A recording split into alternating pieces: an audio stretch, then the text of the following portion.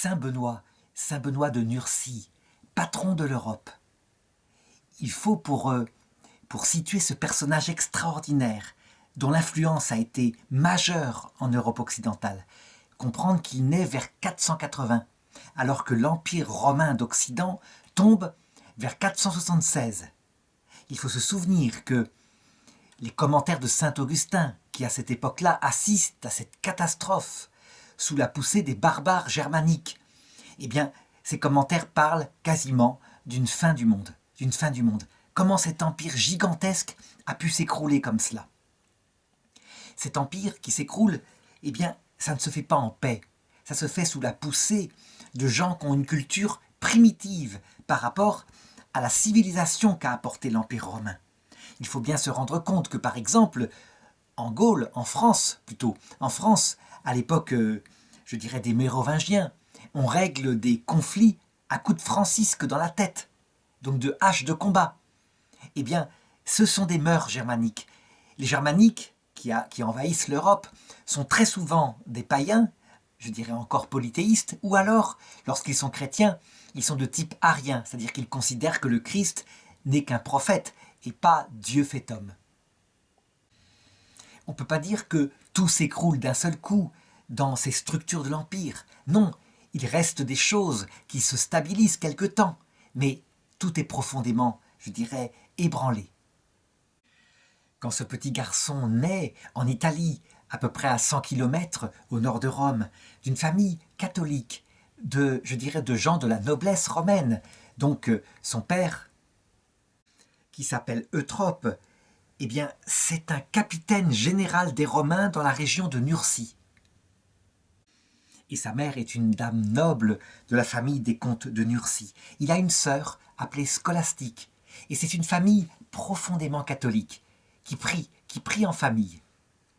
Ce petit garçon a un caractère modéré, calme, je dirais un caractère qui n'est pas abusif. Et dès sa prime jeunesse, il montre des dispositions pour la contemplation, pour Dieu, pour le silence. Les parents essayent de donner la meilleure éducation possible, je dirais une éducation à travers le classicisme grec et romain. La petite sœur est envoyée dans un monastère, parce que ça existe déjà à cette époque-là.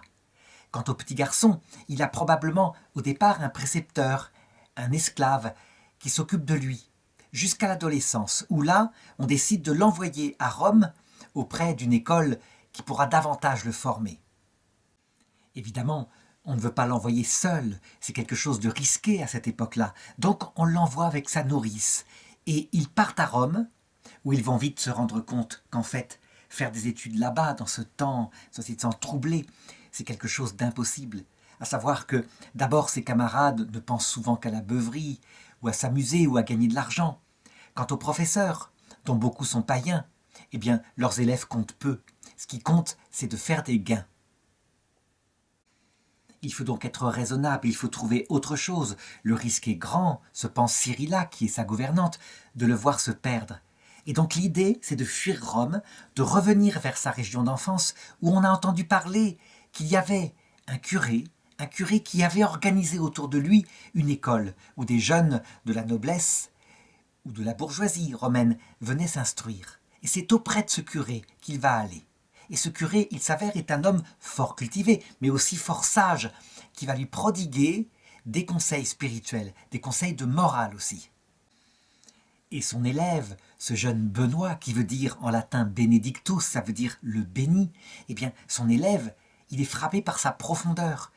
Il écoute les conseils de la prière, la formation qu'il lui donne. C'est même une formation, je dirais, quelque chose comme contemplative. Et ce curé va avoir sur lui une influence profonde en lui donnant aussi les sacrements.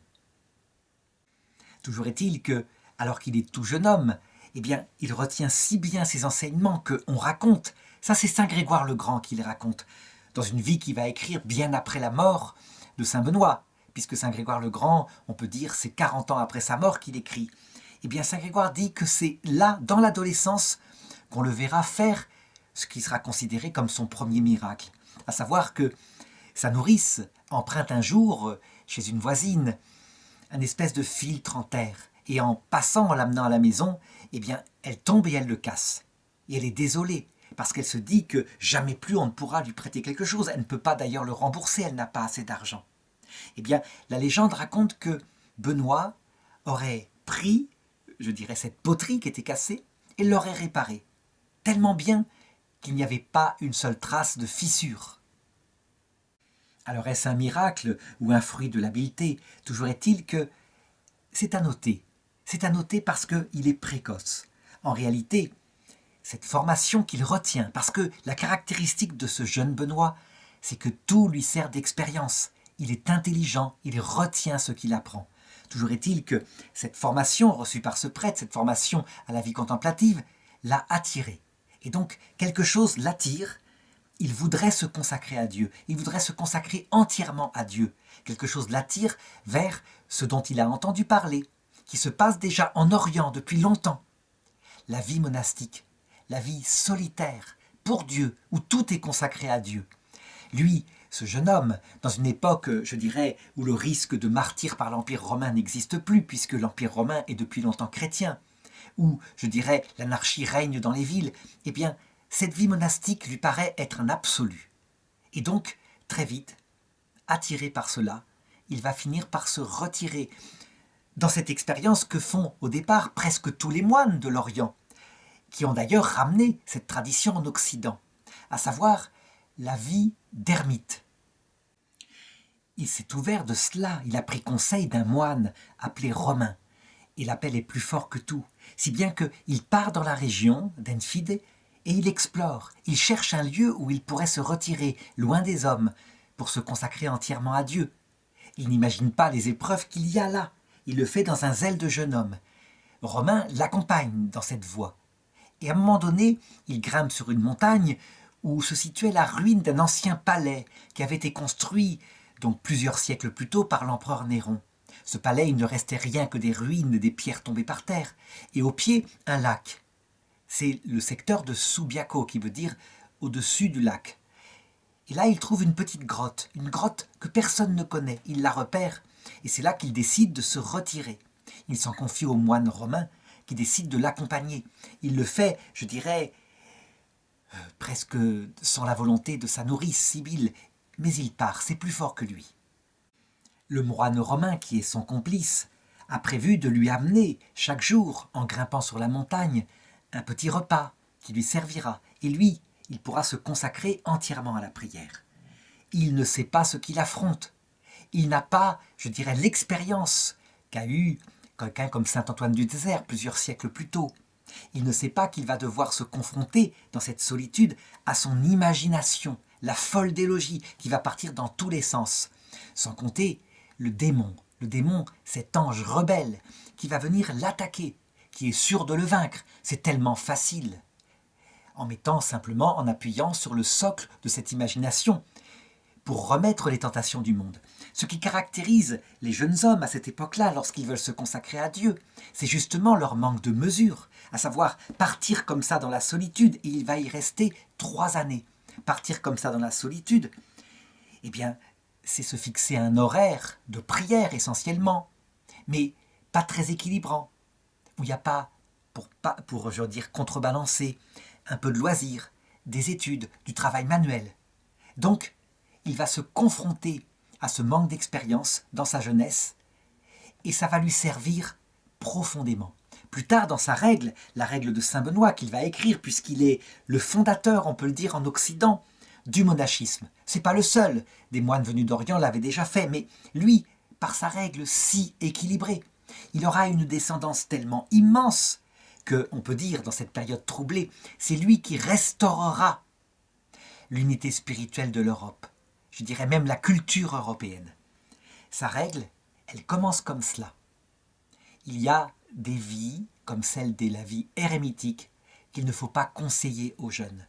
Il faut s'être confronté, sans doute des années, à la vie cénobitique, c'est-à-dire la vie en communauté, où les frères serviront, je dirais, de repère à son propre orgueil, à ses propres défauts, avant de se lancer, souvent mûri par l'expérience, dans cette vie érémitique, qui en elle-même est non seulement dangereuse parce qu'on manque d'expérience, mais aussi parce que sans être confronté à ses frères, si on se comporte assez bien avec une règle bien faite, peut conduire à la certitude qu'on est quelqu'un de bien, donc à l'orgueil.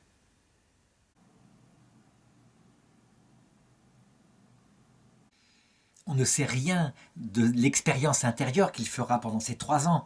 On a juste un petit détail que raconte saint Grégoire le Grand. À un moment donné, le démon lui fait apparaître l'image et le souvenir d'une femme magnifique, très belle, qu'il avait repérée lorsqu'il était à Rome. Évidemment, c'est la tentation sexuelle. Une tentation sexuelle qui doit être bien faible parce qu'on lui amène très peu de nourriture. Toujours est-il que la tentation est suffisamment forte pour que, pour la vaincre, il soit obligé de se rouler dans un buisson d'épines. Et alors la tentation va disparaître. Dans la réalité, dans l'expérience des moines, on sait très bien qu'il ne suffit pas de se rouler dans un buisson d'épines, ce que fit aussi saint François d'Assise, pour que d'un coup la tentation ne revienne jamais. Que souvent, c'est aussi du côté d'une nourriture frugale, pas trop riche en viande, qui fait que le désir sexuel va diminuer. Mais c'est aussi par un effort de pureté, c'est certain. Il n'empêche que cette tentation-là, très souvent, l'expérience des moines montre qu'elle reste toute la vie. 3 années se passent ainsi. 3 années dans le désert, comme cela, c'est long, c'est extrêmement long.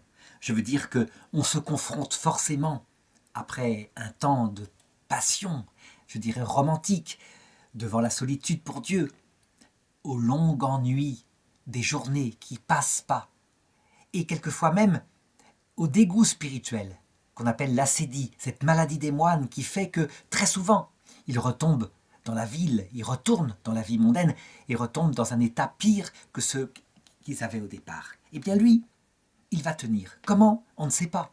Mais sans doute, on peut imaginer, parce qu'il a un tempérament modéré.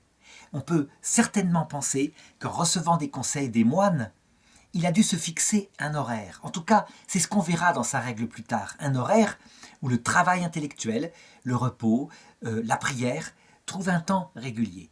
Toujours est-il qu'arrive au bout de 3 ans le carême. Et là, alors que ce carême est là, on ne lui apporte plus de nourriture. Le moine ne lui apporte plus. Lui va rester dans la prière, comme cela, à jeûner et à vivre sa vie monastique. Voici qu'arrive la fin du carême. Pâques passe. Et tout d'un coup, surgit auprès de lui, dans sa grotte, en hauteur, parce qu'il faut savoir que, un peu comme les moines d'Orient, il fallait pour lui porter la nourriture, avec une ficelle, un système ingénieux, descendre un panier jusqu'à lui. Voici qu'arrive un brave curé du secteur, qui amène de la nourriture en quantité. Et voilà ce qu'il lui raconte. Il lui dit qu'il était en train de préparer le repas pour les fêtes de la Pâque, quand il a vu en rêve le Seigneur qui lui a dit d'aller porter cette nourriture à son serviteur Benoît qui était dans la montagne. Benoît ne s'était même pas rendu compte que Pâques était déjà là, tellement il était dans la solitude. Toujours est-il qu'il mange avec lui. Le bon curé retourne ensuite dans la ville. Il raconte à tout le monde qu'il a rencontré là-haut un jeune homme totalement consacré à Dieu et que c'est magnifique, si bien que des bergers, des secteurs viennent le voir, viennent discuter. Et de plus en plus de visiteurs sont attirés par une réputation de sainteté qui émane de lui. Il est là, il est vêtu d'une peau de bête, il ressemble un petit peu à Jean-Baptiste finalement. En tout cas, c'est ce que racontera saint Grégoire le Grand. On peut se dire qu'il a des réminiscences, saint Grégoire, de tas de passages bibliques qui correspondent un petit peu à ce qu'a vécu saint Benoît, dont Jean-Baptiste dans le désert, vêtu d'une peau de chameau.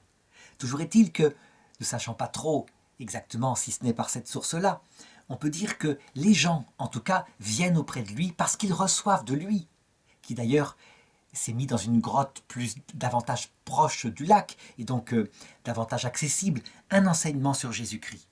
Sa réputation commence à se répandre dans toute la région. Or, voilà qu'il y a, un peu plus loin, un monastère. Je disais tout à l'heure que c'est saint Benoît qui a créé les règles monastiques.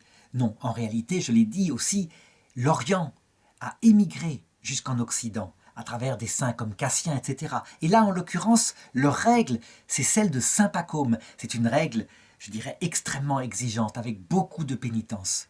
Mais ces moines, en ce temps, je dirais, de décadence de l'ex-empire romain, ces moines aussi sont décadents.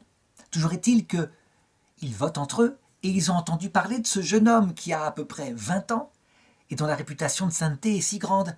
Et ils décident d'aller le voir et de le nommer leur père abbé pour qu'il, il restaure la vie monastique qui chez eux est décadente. Benoît commence par refuser. Il est trop jeune, dit-il, et d'ailleurs, ils n'aimeront pas sa façon de les gouverner. Il ne sera pas adapté, il le sait, parce que lui, les exigences de Dieu, il sait ce que c'est. Et il se devine, dans son intelligence, que eux, les exigences de Dieu, elles sont un peu passées de mode. Mais ils insistent, et finalement, eh bien, ils décident d'y aller. Et il va y rester quelques années. Son abbatiat, évidemment, va être très vite une catastrophe, pour une raison simple, c'est qu'il veut rétablir la règle de saint Pacôme. Mais les moines, qui sont déjà dans leur confort, voyant qu'il veut faire cela, eh bien, regrettent de l'avoir élu père abbé. Ils le regrettent profondément. Ils ne les laissent pas tranquilles. Qui est-il, ce jeune freluquet, qui veut leur apporter comme ça des exigences, alors qu'eux voulaient simplement une certaine tranquillité. On est, je l'ai dit, dans une époque troublée, si bien qu'une espèce de complot se met entre eux, et certains décident tout simplement de l'empoisonner. L'usage des poisons dans cette Italie, d'abord de l'Empire romain décadent, puis même, ça perdurera, je sais, jusque 1000 ans plus tard. L'usage du poison est quelque chose de fréquent. En tout cas, on en met dans son vin. Et je dirais, l'histoire se serait arrêtée là. On sait que bien d'autres abbés comme ça, des jeunes abbés, dont le bienheureux Arnaud par exemple, eh bien moururent, tués, assassinés par les moines qu'ils voulaient réformer. Toujours est-il qu'au réfectoire, on lui sert une coupe de vin. Les moines y ont droit comme cela, une fois par jour. Et alors qu'il va la boire, tout d'un coup, comme si une pierre l'avait frappée, elle éclate et elle se casse. Et Benoît comprend. Il comprend, sans doute mu par une intuition divine, qu'on a voulu l'empoisonner. Les moines, quant à eux, sont stupéfaits. Et simplement, calmement, il leur dit « Vous en êtes rendus là. Je vous avais dit que vous n'apprécieriez pas de m'avoir comme père abbé. Eh bien, je vais arrêter mon abbatiat, simplement, je vais partir. » Et sans plus attendre, ils quittent leur monastère. On peut dire que cette expérience qui semble être un échec sera aussi pour lui d'un grand apprentissage. Parce que dans sa règle, on en voit les conséquences. Il se rend compte que s'il y a dans une communauté monastique un élément, corrupteur, quelqu'un qui mène, un meneur qui mène les moines dans une révolte, soit contre Dieu, soit contre la règle, soit contre le père abbé, ça peut mener la communauté à la catastrophe. Et donc il mettra en garde contre cela. Il faut être prudent quand on accepte un frère à la profession. Il doit convenir à la règle, mais il faut aussi que la communauté décide qu'il convient à cette communauté. Donc le jeune Benoît va retourner à sa vie érémitique. Vie érémitique, ce n'est plus possible. Sa réputation de sainteté s'est tellement répandue que des gens viennent de toute la région pour entendre son enseignement, et des jeunes hommes en particulier, et même des plus vieux, même des enfants, afin de se mettre sous sa direction et d'entrer dans une forme de vie consacrée à Dieu du même style que celle qu'il partage. À un moment donné, on va dépasser les 100 personnes qui veulent suivre cela. Et donc ce n'est plus possible de rester comme cela dans la montagne. Donc il décide que le mieux, c'est de rejoindre ce fameux palais de Néron en ruine sur la montagne. Il y a des pierres magnifiques, il y a de quoi construire quelque chose. Seulement il faut l'autorisation des autorités. Et il les demande et il les obtient. On lui met à cette disposition toutes ces ruines. On pourrait se dire qu'il va construire un monastère unifié, un petit peu sur le modèle de celui qu'il construira au Mont Cassin. Mais pas du tout. La première expérience qu'il fait, sans doute en se référant encore à l'expérience des moines du désert, c'est de construire une série, on pourrait dire de prieurés, de 12 ou 13 prieurés, 12 prieurés, avec au centre lui, où il y a dans chaque maison, dans chaque prieuré, une quinzaine de moines, et chaque maison a une vie monastique. Lui, il vit au centre, et non seulement il dirige globalement cette organisation, mais il accueille aussi les jeunes membres, et il joue un peu le rôle de père maître des novices. Il les initie à cette vie monastique qu'ils veulent embrasser. déjà à cette période-là, il va structurer autour d'un horaire, un horaire organisé, la vie monastique qu'il est en train d'établir. Il y a beaucoup de travail manuel, il faut débroussailler le secteur, les ruines sont complètement envahies de ronces, il y a des animaux sauvages qu'il faut chasser, il faut construire les bâtiments. Et donc les moines s'y attellent déjà. Mais il y a aussi, je dirais, la prière, essentiellement la prière. Et ça, je dirais, c'est la vocation de ces moines. Ils ne sont pas là pour être des travailleurs manuels, mais pour être des hommes consacrés à Dieu. Les Fioretti de saint Benoît, donc les récits tardifs, nous rapportent par exemple que parmi ceux qui l'avaient rejoint, il y avait un enfant appelé Placide, qui était le père d'un noble romain, qui avait voulu confier son fils afin qu'il en fasse, que saint Benoît en fasse un moine. Et il l'acceptera. Et on peut dire que la tradition bénédictine, pendant des siècles, avant que ne soient créées les écoles catholiques avec saint Jean-Baptiste de la Salle ou l'école publique, eh bien, accueilleront, les monastères bénédictins accueilleront des jeunes, des enfants, pour les former monastiquement. C'est quelque chose qui sera une tradition de toujours.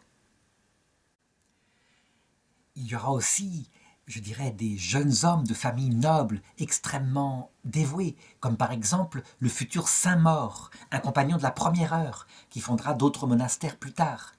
Mais il n'y a pas que des gens nobles, il y a aussi des gens très simples, comme par exemple ce Go, dont on a oublié le nom, mais qui était si fort, qui travaillait si avec tant de dévouement, qu'il était comme, on pourrait dire, le premier frère convers, ça veut dire un frère simple, qui ne faisait pas d'études, mais qui se consacrait au service des moines dès le départ, par sa force physique. Saint Grégoire rapporte une histoire concernant ce Go. Il travaillait, je dirais, à défricher un lac qui était à côté donc du monastère. Et il avait pour cela un manche très long avec au bout une faucille. Et à un moment donné, eh bien, la faucille se détache et elle tombe au fond de l'eau. Ce qui est pour lui une grande détresse parce qu'il ne peut plus travailler. Il s'en ouvre donc au chef des travaux, qui est le futur Saint-Maur, qui évidemment lui impose une pénitence publique et qui va en parler au père abbé, donc Benoît. Et Benoît, loin de lui imposer une pénitence, eh bien, il prend son manche, qui est donc sans la faucille au bout, il la trempe dans l'eau, et aussitôt, la faucille se refixe au bout du bâton, et il peut la lui rendre. Ainsi, il peut recommencer le travail. On voit par là, par ce petit trait, comment saint Benoît pratique, je dirais, une grande droiture, parce qu'on ne peut pas accuser ce frère si dévoué, ce frère Go, d'une faute. C'est évidemment un accident imprévisible, et donc une pénitence était sans doute quelque chose d'exagéré. Autre anecdote plaisante, je l'ai dit, il y a 12 prieurés, dont certains sont assez éloignés du lac, sont sur un plateau, en hauteur. Il leur faut donc aller chercher de l'eau, et c'est quelque chose d'extrêmement pénible pour eux. Donc un jour, ils s'en plaignent à Benoît en lui disant, en lui demandant la permission de déplacer leur monastère et de le mettre plus près du lac. Pendant la nuit, Benoît part avec un jeune compagnon, il va là où est le monastère pendant que tout le monde dort, il repère les lieux et il dispose à un endroit précis 3 pierres qu'il superpose. Puis il rentre discrètement dans sa maison. Le lendemain, les moines reviennent et insistent pour pouvoir dépasser le monastère. Et eux leur disent simplement « Allez creuser à un endroit là-haut où j'ai disposé 3 pierres superposées. Et vous trouverez de l'eau. » Et effectivement, il creuse et il trouve de l'eau. Faut-il voir ici un miracle de nouveau de Benoît, ou alors son sens de l'observation, à un endroit où sûrement la terre était humide et où sourdait déjà quelque chose, une source qui n'avait qu'à être dégagée. Toujours est-il que ça sera gardé dans les Fioretti. Un autre endroit, par exemple, un autre moment, il se passe quelque chose qui, par contre, est de l'ordre du prodige. Le jeune Placide, l'enfant en question, était parti puiser de l'eau dans le lac. Et voilà qu'il tombe à l'eau, et qu'il est entraîné, et qu'il va se noyer. Benoît voit ça, il y a à côté de lui le futur Saint-Maur, et il lui ordonne d'aller vite courir aider l'enfant pour le sortir de l'eau. Et Saint-Maur part, et il rattrape l'enfant, et il revient sur le lac, avant de se rendre compte qu'il n'est pas mouillé du tout, qu'en fait, il a marché sur l'eau. Il a marché sur l'eau. Eh bien, Benoît lui dira que ça, c'est un effet de la vertu d'obéissance. Quand on obéit, quand on applique le vœu d'obéissance, eh bien des choses comme ça peuvent se produire.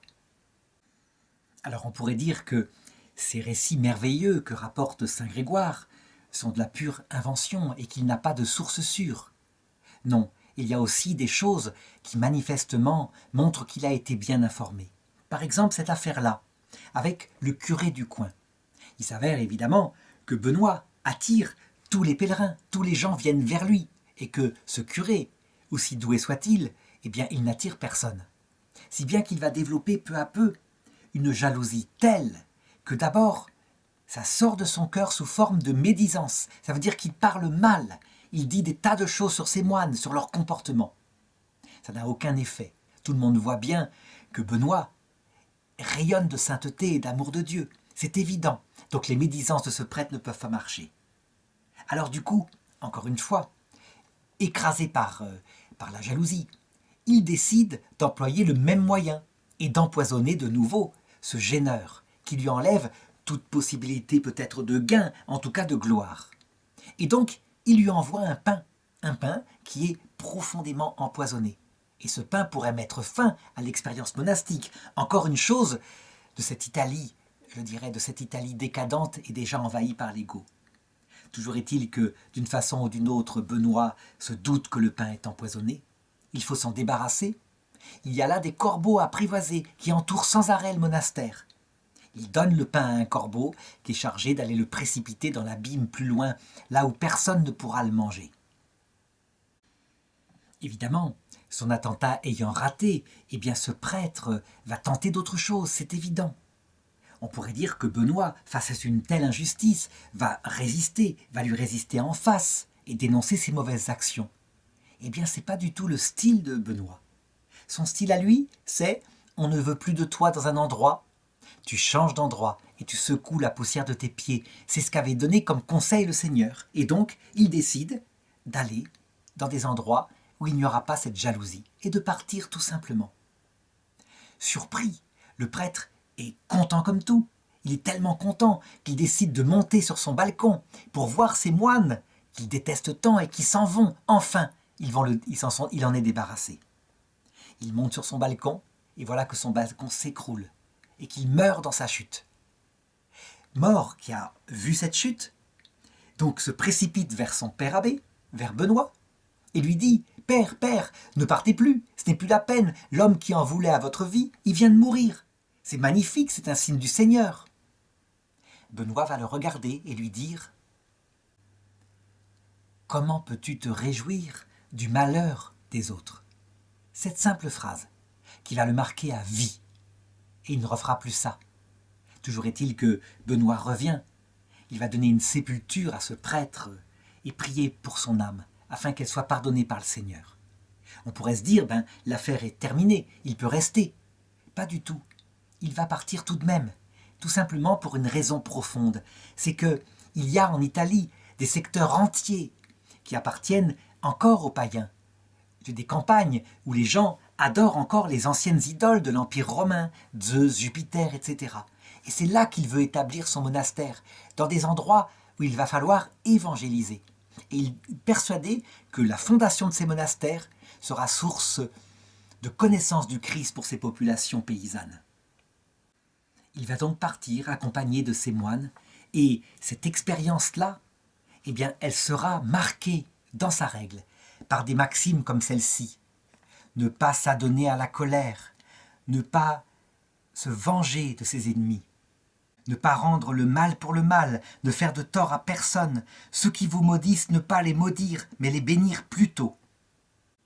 Et donc ils partent à travers l'Italie, et une légende rapportée par le poète Marc au VIe siècle raconte que, pour se diriger, lorsqu'arrivait à un carrefour, un ange était là qui leur indiquait le chemin. Quant au corbeau qu'il avait apprivoisé et qui l'accompagne toujours, eh bien, 3 d'entre eux le suivirent jusqu'à la nouvelle fondation qu'il devait faire à un endroit précis. Et voilà qu'il trouve, je dirais en Italie, à un endroit magnifique, une montagne, appelée le Mont Cassin, sur laquelle trône un ancien camp des légions romaines. Et cette montagne est abandonnée, désertifiée. Il y a aussi à son sommet, parce qu'il faut l'atteindre, il faut monter, c'est un chemin, je dirais, difficile. Il y a d'anciens temples païens.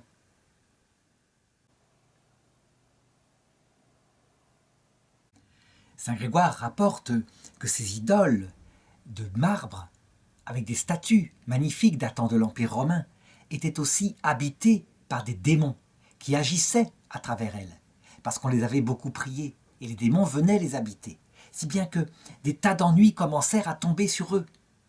Ils découvrirent dans un des temples une statue d'Apollon. Ni une ni deux. Benoît prit une masse et la cassa. Il la détruisit, afin que le démon quitte définitivement ces lieux et que le Christ prenne possession. Est-ce qu'on peut dire que ce récit est réaliste? Eh bien, je dirais que au XXe siècle, lorsque les missionnaires allaient en Afrique, où il y avait des idoles païennes, ils étaient très souvent confrontés, effectivement, à des phénomènes de ce genre. Ça veut dire des tas d'ennuis paranormaux, des bruits, des possessions, des obsessions, qui venaient des idoles mortes, mais qui étaient habitées par des démons. Puis quand ils plantaient la croix dans le village, le sorcier perdait entièrement ses pouvoirs et la statue aussi. Donc, on peut imaginer que ça se passa de la même façon. Et nous, dans une terre chrétienne où on n'a plus l'habitude de ces anciennes idoles, eh bien, on a oublié que réellement, elles étaient habitées par des mauvais esprits. Ils s'installent donc dans le fort romain et ils apprennent très vite qu'il n'y a pas que des païens dans la région. Dans les pentes du mont Cassin, un ermite nommé Martin a élu domicile. Et cet ermite, il fait comme il peut, si bien qu'il a trouvé quelque chose pour être fidèle à sa vocation d'absolu. Il s'est attaché avec une chaîne de fer à un arbre, et comme ça, il ne peut pas quitter son lieu. Saint Benoît envoie auprès de lui un émissaire qui lui dit « Si tu es un vrai serviteur de Dieu, que ce soit l'amour de Dieu qui te garde, pas une chaîne de fer. » Et c'est du bon sens. Ce qui fait qu'on se donne à Dieu et qu'on reste consacré à lui, c'est l'amour de Dieu. Ça ne doit pas être des attaches, je dirais, de prison. Eh bien, ce ermite comprend, il comprend la leçon, et il se joint aux moines de Benoît. Il va devenir un des moines avec lui. Et les moines recommencent leur vie monastique, partagée entre la prière et le travail, et puis la détente quand il en faut, parce que cette vie, elle est équilibrée. Ils travaillent énormément, il faut construire ce monastère et ils se servent des fondations de l'ancien fort romain. Les pierres ne manquent pas, il y en a partout, il y a eu de nombreuses constructions qui au cours des siècles se sont écroulées sur ce mont Cassin. Eh bien, ils s'en servent. Et une anecdote, rapportée encore par Saint Grégoire, raconte qu'à un moment donné, ils veulent ramasser une pierre pour leur construction, une pierre qui n'est pas si grosse que ça. Ils s'y mettent à plusieurs, impossible de la bouger, elle résiste à tout. Ils appellent Benoît, qui, évidemment, trace sur elle une bénédiction, et alors, elle bouge. On creuse donc dessous, et qu'est-ce qu'on trouve dessous? La statue d'une idole romaine. Elle était là, dans la terre, oubliée depuis longtemps. Donc on la sort, et puis on la range dans le réfectoire. Et à un moment donné, voici que les moines préviennent Benoît et lui disent « La statue, elle a mis le feu au réfectoire, le feu est là !» Et il faudra que Benoît leur explique qu'en fait c'est une illusion, qu'il n'y a pas de feu, mais que c'est une illusion venant du démon, qu'ils ne doivent pas avoir peur. Et ce sera une leçon aussi pour eux, afin de déterminer exactement la place de ce démon dont on ne doit jamais avoir peur, parce qu'il n'est rien devant Dieu, la puissance de Dieu et des amis de Dieu. Comment vont-ils se débarrasser de cette illusion? Eh bien simplement, sur ordre de Benoît, en faisant leur signe de croix, tout simplement, et leurs yeux s'ouvrent et ils voient qu'il n'y a pas du tout d'incendie. Une telle sagesse de saint Benoît concernant le démon et ses tracasseries fera qu'à un moment donné, l'Église fera de lui un protecteur efficace contre le démon, en communion avec saint Michel et la Vierge Marie, si bien que même elle fera imprimer, je dirais, sur la méditation des moines bénédictins, une médaille, la fameuse médaille de saint Benoît.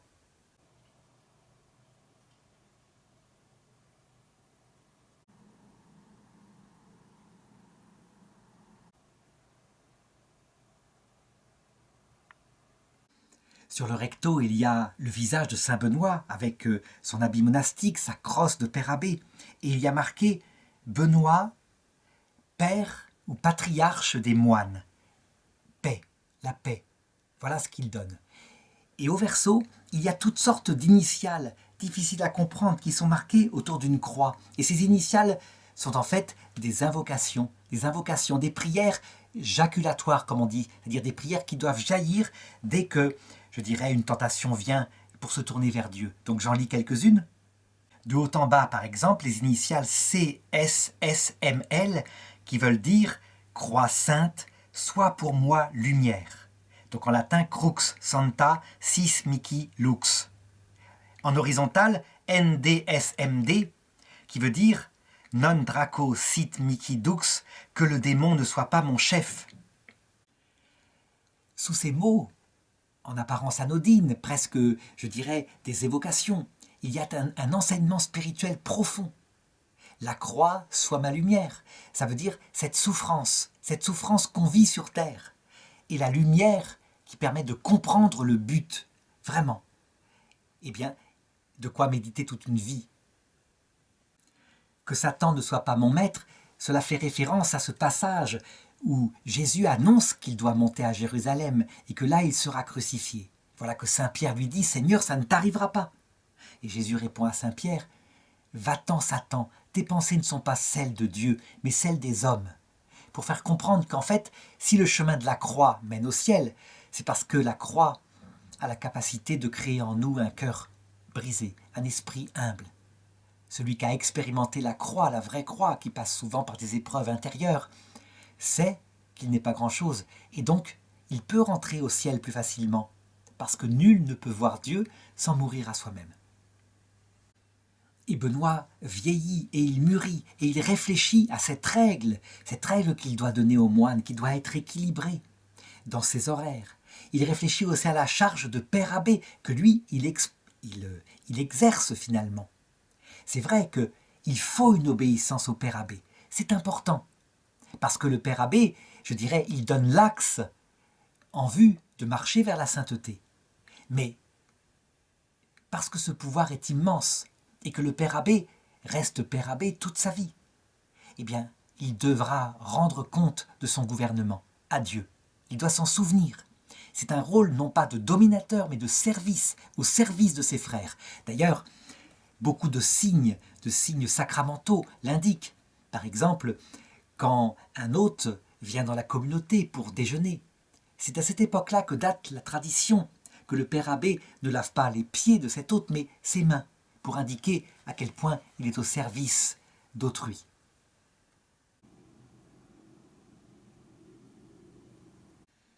Donc, outre les traditionnels vœux de pauvreté, chasteté, obéissance, saint Benoît pense à un vœu de stabilité. Pourquoi ? Parce qu'il a repéré ce que sont ces moines qui circulent de monastère en monastère en faisant la mendicité et qui très souvent tombent dans le vice. Il faut une stabilité aux moines.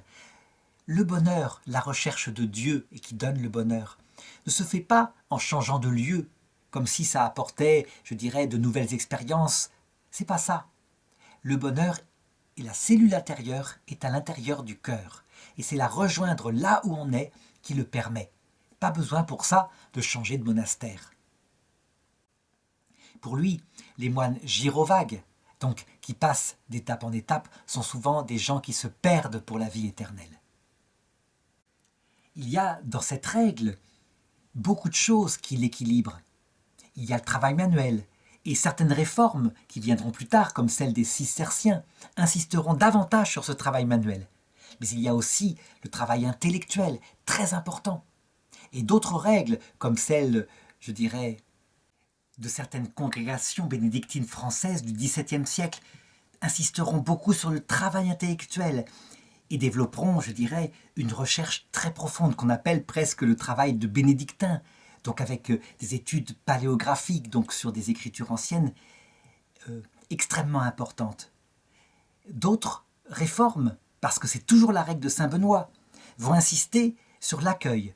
Il y avait toujours eu un accueil dans les monastères bénédictins, accueil pour l'hôte de passage. C'était très important. Eh bien, l'abbaye du Bec-et-Loing, par exemple, à un moment donné, sera même un centre médical reconnu dans toute l'Europe, parce qu'on y fait un hôpital pour accueillir les malades. Bref, la règle de saint Benoît, avec ses diverses dimensions, peut être déclinée selon des sensibilités diverses, en restant la règle de saint Benoît. Toujours est-il que Benoît, dans son gouvernement qui va durer des dizaines d'années, puisqu'il mourra à un peu plus de 60 ans, eh bien, il forme profondément des générations à venir, et son enseignement se transmettra de génération en génération, et en particulier sur une vertu, fondement de tout. Fondement de tout, la charité est implantée sur elle, à savoir l'humilité. L'humilité, c'est quelque chose d'essentiel. Si l'humilité n'est pas là, le vœu d'obéissance n'est que perte de temps. Un peu comme les pères de désert, les pères anciens, on rapportait d'eux des anecdotes dans leur enseignement. Eh bien, saint Grégoire le Grand en rapporte sur saint Benoît. Par exemple, un jeune moine appartenant à une famille noble était un petit peu fier de son origine sociale. Et donc, le père abbé Benoît lui confie, lors du repas, de porter la lampe qui permet au lecteur de faire la lecture. Or, c'est une charge qui, habituellement, dans les maisons, est confiée aux esclaves. Ce jeune homme est prêt de se révolter. Comment on peut le traiter comme cela? Bien, un peu plus tard, Benoît l'appelle et lui explique cette leçon. « Mon fils, pense un peu à ce qu'a subi le Fils de Dieu comme humiliation durant sa passion pour te guérir de ton orgueil.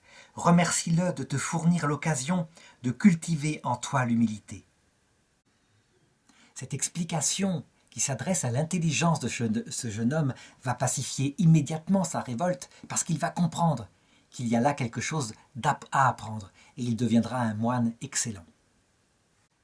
Parlons d'une dimension qui est importante dans la règle de saint Benoît, la récitation de l'office, à savoir les 150 psaumes de David qui sont dans la Bible. Il y avait certaines règles qui, jadis, récitaient les 150 psaumes en une journée. Et ça, pour Benoît, ça paraît excessif. Il n'est pas pour l'excès en tout. Donc, il va décliner ces 150 psaumes afin qu'ils soient récités sur une semaine, ce qui permet d'être moins précipité, parce que quand on les récite sur une journée, on va à toute allure, on ne sait même plus ce qu'on pense, et donc de les chanter éventuellement, de les chanter avec davantage d'attention. Cette tradition de l'office monastique sera aussi, sur plus de 1000 ans, conservée par les bénédictins de manière stable, solide, au point que lorsque l'ordre bénédictin sera supprimé en France, puis qu'il sera recréé par Don Guéranger à Solesmes, eh bien, l'une des premières œuvres qu'il fera, c'est de restaurer l'office monastique en grégorien. Donc cet office monastique traditionnel, et donc d'éditer un psautier adapté à la vie monastique. Voici quelques autres anecdotes racontées par le pape Saint Grégoire le Grand. Un jour, alors que la guerre sévit dans le pays, eh bien, le ravitaillement sur la montagne du Mont Cassin, parce que, évidemment, la montagne elle-même n'est pas cultivable, le ravitaillement se fait difficilement. Et au repas des moines, eh bien, il n'y a plus que quelques pains. Et c'est une catastrophe. Évidemment, Benoît reste parfaitement paisible. Et, je dirais, il a raison. Voilà que le lendemain matin, alors qu'on pensait devoir jeûner pendant plusieurs jours, on trouve à la porte du monastère des dizaines de sacs de farine qui ont été déposés, on ne sait pas du tout par qui.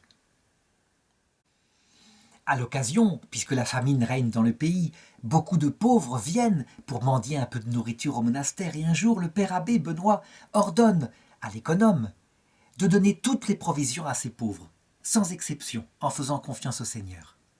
Évidemment, l'économe, je dirais, est économe, et donc il va garder par devers lui une bouteille d'huile, parce qu'on n'aura rien demain pour faire la cuisine. Et voilà que Benoît s'en aperçoit. Il trouve cette bouteille d'huile, et il lui dit « Homme de peu de foi, pourquoi doutes-tu du Seigneur ?» Il prend la bouteille et il la jette par la fenêtre. Le lendemain, non seulement on retrouvera la bouteille d'huile intacte, mais en plus, dans la cave du monastère, des dizaines de tonneaux d'huile sont arrivés, et on ne sait pas comment. Une autre fois, c'est un jeune moine, un novice, qui décide de quitter la vie monastique. C'est pas fait pour lui. Il le comprend, c'est trop dur. Et Benoît l'y autorise. Donc il s'en va. Et voilà que, en cheminant pour descendre le mont Cassin, il voit très nettement sur le chemin qui l'attend un énorme dragon rouge-feu prêt à le dévorer.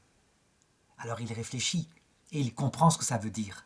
il comprend que s'il retourne dans le monde, eh bien, il sera très vite dévoré par les tentations du démon. Et donc il revient au monastère où il va rester toute sa vie un moine tout à fait excellent. D'où vient cette famine qui sévit dans le pays et cette paix qui règne dans le monastère? Eh bien, elle vient, je dirais, des combattants go qui sont là et qui ravagent les campagnes. Il y a en particulier un chef de tribu go qui a pris l'habitude d'attraper des paysans romains, des riches, et de leur brûler les pieds jusqu'à ce qu'ils disent où est leur or. Et ils ont attrapé un paysan du coin. Et véritablement, ils sont en train de le torturer. Et lui refuse de dire où est son or. Et tout d'un coup, en désespoir de cause, il dit « Oui, je sais où est mon or. Mon or, je vais vous dire, je l'ai confié au moine. Il est là-haut, dans le monastère du père Benoît. » Alors, aussitôt, il l'attache avec des cordes et il part vers le monastère afin de réclamer à Benoît de lui rendre son or et qu'il puisse la lui piller. Le pauvre homme n'emmène pas large, on devine, et c'est Benoît qui accueille ce barbare et sa troupe de guerriers. Ces barbares qui n'ont pas osé toucher au monastère. À peine il le voit que voilà que les cordes qui enserrent cet homme tombent par terre, miraculeusement. Et l'autre, effrayé par ce prodige, eh bien, se réforme à l'appel de Benoît et décide d'arrêter de le piller. Benoît, par sa douceur, par, je dirais, sa vérité aussi, va lui faire promettre de ne plus jamais, je dirais, persécuter les paysans. Et il va s'y tenir. L'histoire va remonter jusqu'au chef des Go qui est dans le secteur et qui décide de vouloir rencontrer cet homme extraordinaire qui arrive à arrêter ainsi des bandits. Seulement, il se méfie et donc il envoie un de ses serviteurs, déguisé en chef des Go. Il arrive vers Benoît et se présente comme étant ce chef. Et Benoît lui dit « Dis à ton maître qu'il peut venir ici me voir en paix, j'ai quelque chose à lui dire. » Le serviteur rapporte au maître cette prescience qu'a eu Benoît. Et donc ce maître décide de venir le voir. Et Benoît va lui faire des prédictions qui sont les prophéties de saint Benoît. Il va lui dire « Tu réussiras à prendre la ville de Rome. Tu la prendras et il te reste 10 ans à vivre. Et dans 10 ans, tu seras rappelé devant ton juge. Donc comporte-toi bien, parce que tu n'échapperas pas au jugement dernier. » Ce général des Go s'appelait Tolila, et effectivement, ce qu'avait annoncé Benoît se réalisera. Et exactement 10 ans plus tard, en l'année 552, eh bien, il mourra comme l'avait annoncé Benoît. Seulement, son comportement sera modéré. Il ne livrera pas au pillage des populations romaines démunies, parce qu'il n'y a plus d'armée romaine centralisée. Donc, il maintiendra, grâce à l'influence de Benoît, une certaine humanité dans ses conquêtes. Et le temps passe, les années se sont avancées. On peut dire que Benoît a 57 ans, lorsque sa sœur, qui s'appelle Scolastique, et qui est elle-même entrée en vie religieuse, qui a fondé, à côté du monastère de son frère, un monastère de bénédictines, eh bien, sans que sa dernière heure à elle est arrivée. Tous les ans, elle va voir son frère, et cette année-là, elle décide d'y aller et d'avoir avec lui un entretien qui sera plus long. Un entretien qui parle de Dieu. Ça veut dire qu'ensemble, ils regardent avec joie ce qui s'annonce, ce qui va venir. Ils méditent ensemble sur les merveilles qui vont bientôt se réaliser à eux, la venue du Christ, la vie éternelle, ce que ce sera. Et puis, comme d'habitude, ça ne doit pas durer trop longtemps. Lorsque le soir arrive, la règle est stricte, il faut rentrer au monastère. Seulement, Scolastique lui dit « Non, mon frère, prolongeons cet entretien. » Elle sent qu'elle ne le reverra pas. Et Benoît est strict, il dit « Non, la règle est imposée aux autres, il faut que je la garde moi-même. » Alors elle se met à prier. Et voilà que va se déclencher sur la région une tempête, un orage, une pluie si battante qu'il est impossible qu'elle retourne à son monastère. Évidemment, Benoît comprend et lui dit « Qu'avez-vous fait, ma sœur ?» Et elle de répondre « Je vous ai prié de prolonger cet entretien, vous n'avez pas voulu, alors j'ai prié le Seigneur, qui lui a bien voulu. » Et c'est ainsi qu'ils vont s'entretenir toute la nuit. Puis le lendemain, elle rentre dans son monastère et effectivement, il ne la reverra jamais sur terre. Quelque temps plus tard, il voit une colombe qui monte vers le ciel et il sait que c'est sa sœur qui vient de partir, c'est l'âme de sa sœur qui est partie vers le ciel. Il sait qu'elle est morte. Il enverra quelques moines pour chercher sa dépouille et l'enterrer dans le propre tombeau qui était préparé pour lui. Et c'est ainsi que jusqu'à aujourd'hui, très souvent, lorsqu'il y a un monastère de bénédictins, pas loin, il y a un monastère de bénédictines. C'est en souvenir de cette amitié spirituelle profonde qui unissait Sainte Scolastique et son frère Saint Benoît. Nous sommes maintenant en 547 après Jésus-Christ et Benoît, lui aussi, sent que l'heure de son passage dans l'autre monde est arrivée. Une fièvre l'a saisi. Il demande à être transporté à l'église. Des frères le soutiennent, tellement il est faible, afin qu'il puisse communier debout sous les deux espèces. Il communie debout par respect pour l'Eucharistie. Et ce dernier effort l'épuise, si bien qu'il meurt simplement. Le 21 mars 547, qui est un jeudi saint. Il avait promis à certains de ses disciples qu'il les préviendrait lorsqu'ils partiraient vers le ciel. Et eux sont éloignés. Et voilà qu'ils témoigneront plus tard avoir vu une espèce de magnifique chemin de nuages lumineux qui part de l'endroit où est Benoît et qui se dirige vers le ciel, formé par des nuages. C'est une vision extraordinaire. Son corps est mis au tombeau et très vite, de toute la région, les gens accourent, ils savent que c'est un saint. Ils se confient à sa prière, comme ça se fait depuis le début de l'Église. Cette communion des saints, le cœur des fidèles y a toujours cru.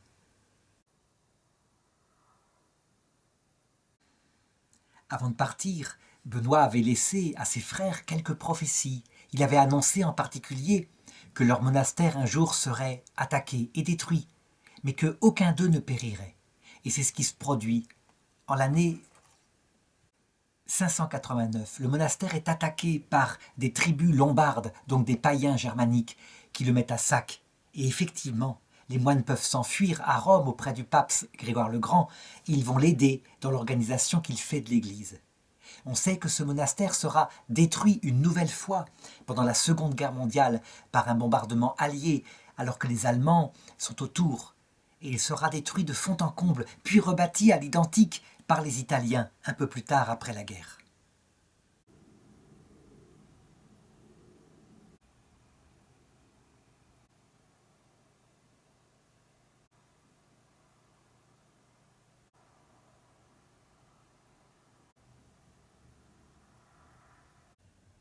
Ce qu'il faut mesurer maintenant, c'est l'extraordinaire fécondité de cet héritage spirituel de Saint Benoît.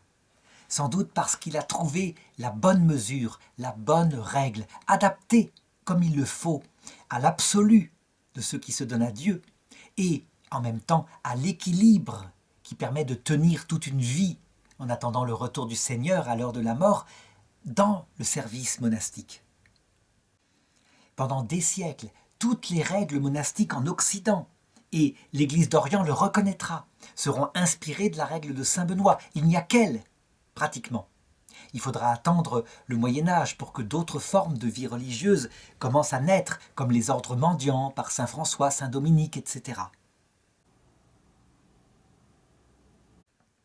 Ce qui est fabuleux, c'est aussi, je dirais, ces îlots de sainteté que sont les monastères, mais aussi de culture, qui vont se répandre un peu partout en Europe. Alors que l'époque en France, l'époque des Mérovingiens, des Carolingiens, se passe, donc des époques extrêmement barbares. Eh bien, dans ces îlots-là, irisant à partir de ces îlots-là, la culture latine et grecque ne sera pas perdue. Des moines recopieront pendant des siècles des manuscrits qui seront brûlés périodiquement par des attaques de barbares. Mais eux, patiemment, passant toute une vie à s'user là-dedans, recopieront et garderont ainsi intacte la culture.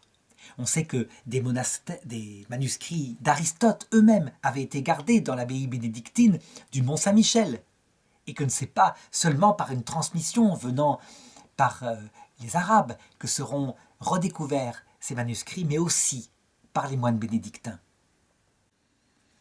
Partout où se fondent des prieurés bénédictins, eh bien, des villes se développent aussi, et la chrétienté se répand.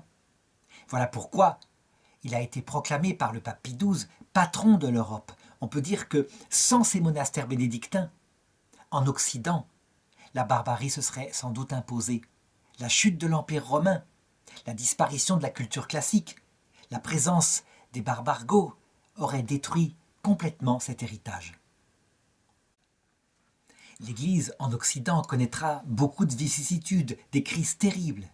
Eh bien, comme des rochers au milieu de la mer déchaînée, les monastères bénédictins resteront fidèles.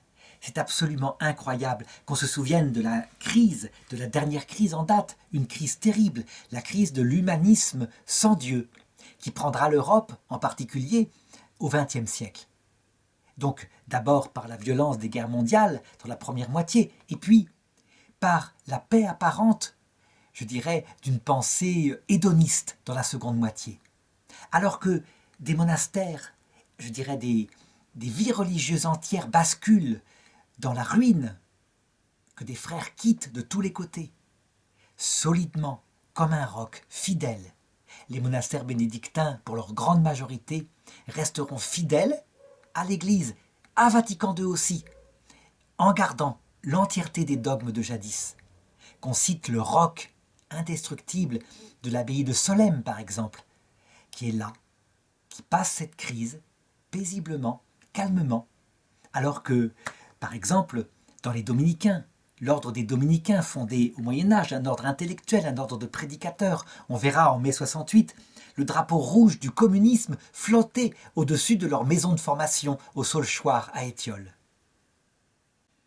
Comment expliquer cette stabilité, je dirais au-delà des vicissitudes des siècles, de la vie bénédictine? Eh bien, cela vient sans doute de la règle de Saint Benoît, cette règle si équilibrée qui fait que, paisiblement, les tempêtes du monde ne peuvent venir éclabousser, je dirais, une vie régulière, donnée à Dieu, équilibrée pour être adaptée à la nature humaine. On ne fait pas des expérimentations nouvelles, on ne tente pas, on a cette règle, on y reste fidèle et donc le reste reste debout aussi.